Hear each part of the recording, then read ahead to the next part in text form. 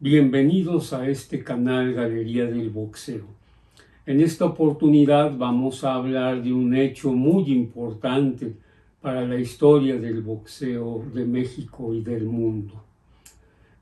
Por lo menos desde el año 1915, el boxeo comenzó a practicarse en México con gran entusiasmo, como lo registran los periódicos de la época. Sin embargo, la creciente participación de nuestros boxeadores en el escenario internacional no estaba viéndose reflejada en las listas mundiales de los organismos reguladores y menos en las oportunidades para aspirar a un campeonato del mundo. Los casos de Baby Arismendi, Juan Zurita, Ratón Macías, José Becerra y algunos pocos más son casi únicos hasta la década de los 50. Por esa razón, un amante del boxeo como lo fue el presidente Adolfo López Mateos, asumió un papel histórico cuando decide en mancuerna con su amigo el escritor Luis Espota, a quien puso al frente de la Comisión de Box del DF, la creación del Consejo Mundial de Boxeo, que con el tiempo se convertiría en el principal organismo regulador del boxeo internacional. Pero visto a la distancia de los años, esa proeza no hubiera sido posible sin la inteligencia, sensibilidad y determinación de estos dos personajes a quien tanto les debe el boxeo mundial. Adolfo López Mateos y su aportación al boxeo de México y el mundo, el Consejo Mundial de Boxeo. Para muchos aficionados al boxeo es desconocida la aportación que hizo el presidente Adolfo López Mateos al boxeo de México y del mundo. Primero fortaleciendo a la Comisión de Box del DF en 1959 y luego creando el Consejo Mundial de Boxeo en 1963.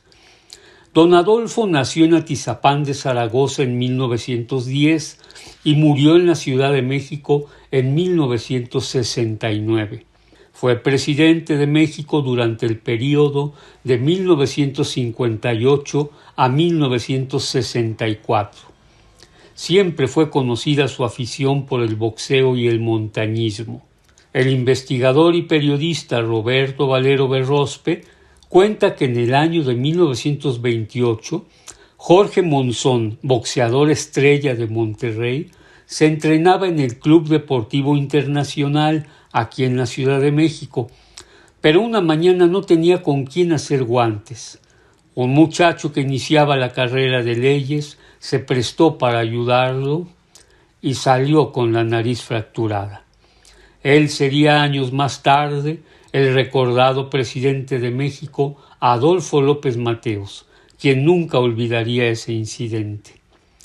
El regiomontano Jorge Monzón fue una de las glorias del boxeo de los años 20, que diera fieras batallas con el primer gran ídolo de México, Carlos Pavón, pero 30 años después se encontraba en una situación económica precaria, por lo que el presidente López Mateos lo mandó llamar y le otorgó un apoyo, según dio a conocer el diario Esto. Era manifiesta la afición por el boxeo del presidente. Se le recuerda asistiendo a encuentros memorables en el Toreo de Cuatro Caminos. En esta imagen se le puede apreciar agradeciendo la ovación del público y delante de él su secretario de Gobernación, Gustavo Díaz Ordaz, a quien no le gustaba el boxeo, en contraste con su fama de represor. En esta otra imagen aparece dedicando una foto a boxeadores. Puede verse al legendario Kid Azteca y a Tomás Castillo, destacado peso ligero que luego fue miembro de la Comisión de Box del DF. Y en otra foto felicita a un boxeador amateur del Club México en Santiago de Chile. El gobierno de López Mateos apoyó la creación de ese gimnasio en el país andino. Pero una decisión muy importante para el boxeo la tomó López Mateos al solicitar a su amigo el escritor Luis Espota que dirigiera la Comisión de Box del DF. El propio Spota le contó al escritor Edmundo Domínguez Aragonés cómo fue que le pidió eso el presidente, después de coincidir ambos en que el boxeo estaba muy rezagado en cuestiones de regulación y progreso. A ti que te gusta ser escoleta, andar ahí de lidercillo, de agitador, quiero que vayas a ver qué orden puedes poner. Esto fue en 1959. Fue así como Spota llegó a la comisión de box. Entre las primeras cosas que observó fue que los boxeadores no sabían lo que ganaban y los managers no les rendían cuentas, así que con la amenaza de que el que no supiera leer siquiera el contrato que firmaba, no tendría renovada su licencia de boxeador. Al año siguiente no había un solo analfabeta. Ello lo logró con el apoyo del secretario de Educación Jaime Torres Bodet, quien le proporcionó 3 profesores especializados en enseñanza para adultos. En los Baños Jordán se estableció un aula para ello. Entre los beneficiados más populares se encontraron el Toluco López y José Luis Cruz el Tarasco. Otro logro alcanzado, esta vez con la intervención del director del Seguro Social, Benito Coquet, fue proporcionar el servicio médico a todos los boxeadores. Fue el primer gremio deportivo en el mundo en obtener el beneficio de la seguridad social, y se dijo que esta medida generó molestias y protestas entre muchos managers, porque ya no tendrían por qué cobrarle o descontarle al boxeador. Asesorado por el doctor Gilberto Bolaños Cacho, jefe de los servicios médicos, Luis Spota estableció una serie de medidas de protección para el boxeador que revolucionaron el boxeo y que después se adoptaron en el resto del mundo. Pero la posición de México en el ámbito internacional seguía siendo desigual y no se correspondía con el auge y creciente importancia de nuestros boxeadores en el escenario mundial. Por esta razón, el escritor Luis Spota presentó al presidente un balance de lo que ocurría en el ejercicio del boxeo profesional, que era controlado principalmente por la World Boxing Association, WBA por sus siglas, y ambos acordaron lanzar una convocatoria internacional dirigida a las comisiones de box de los principales países, así como a los organismos regionales, para promover la creación de un nuevo organismo internacional que dejara atrás los viejos vicios del pasado y tuviera en su composición un mayor equilibrio, a la vez que hacer más segura la práctica de este deporte. Es así como el 14 de febrero de 1963 nace en la Ciudad de México el Consejo Mundial de Boxeo. La organización de este evento internacional recayó en el profesor Ramón G. Velázquez, quien desde años atrás dirigía el Deportivo Hacienda y de joven fue campeón amateur de la República en peso welter. En esta foto, Jack Dempsey le levanta la mano después de su triunfo. Pero no todo fue halagüeño. En los 3 días que duró la convención se conocieron asuntos relevantes, pero también hubo momentos de tensión. Cuando la representación de México propuso la creación de un Consejo Mundial con la participación de los principales organismos del mundo, los directivos de la WBA se mostraron escépticos. Su presidente, Charles Larson, argumentó que ya había un comité mundial, que era el suyo. Claro, por lo que la propuesta no les parecía factible. Lo cierto es que ellos pretendían obtener la hegemonía mundial agrupando en su seno a todos los demás organismos, y eso propició que se fueran quedando solos. Los convencionistas discutieron y aprobaron las propuestas presentadas, entre ellas la del conteo al boxeador caído después de que suena la campana, lo que popularmente se conoce como la campana no salva.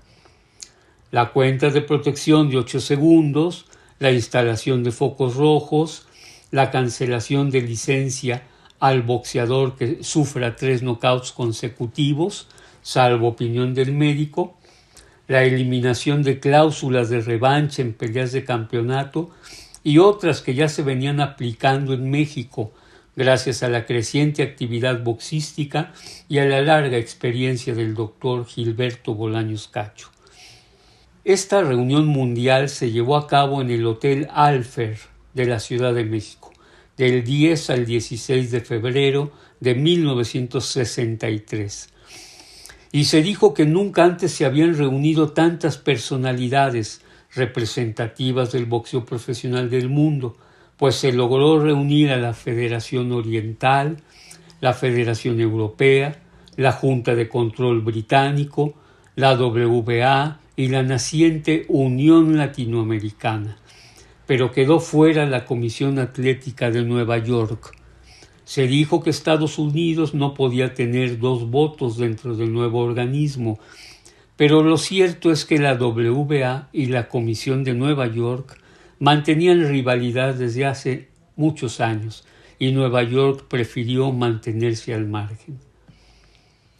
Días antes se reunieron en el mismo Hotel Alfer los representantes de América Latina. El escritor Luis Espota propuso la creación de una Unión Latinoamericana para lograr una mejor y más justa clasificación de los púgiles de la región, fomentar una mayor actividad boxística interamericana, abrir mercados más amplios para los boxeadores y crear auténticos campeonatos latinoamericanos. Con la participación de Chile, Argentina, Perú, Brasil, Panamá, Venezuela y México, se creó la Unión Latinoamericana de Boxeo Profesional, en la que fue designado por aclamación Luis Espota para presidirla. Al final de los trabajos se brindó un homenaje a los conocimientos boxísticos y capacidad organizadora del profesor Ramón G. Velázquez. La mañana del 15 de febrero, los convencionistas hicieron una guardia de honor en la columna de la Independencia y por la noche fueron recibidos por el presidente de la República en Los Pinos. Después de 2 días de discusiones y acuerdos en beneficio del boxeo mundial, el sábado 16 de febrero de 1963 se llevó a cabo la elección del primer presidente del CMB. El diario Esto reporta que después de 2 votaciones secretas se eligió al mexicano Espota por 3 votos, por 1 para el francés Rabret y otro para el británico Onslow Fein.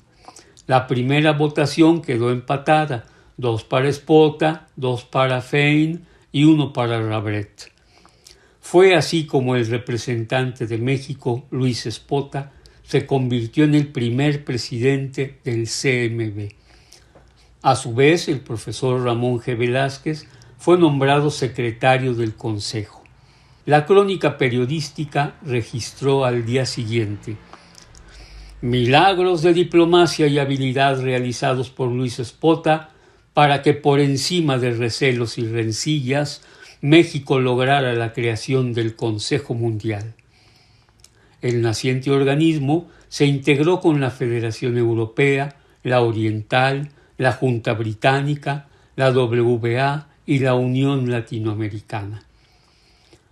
Para concluir, mencionaremos que importantes personajes del mundo del boxeo asistieron a la fundación de este organismo, que con el paso de los años se convertiría en el principal regulador del boxeo mundial.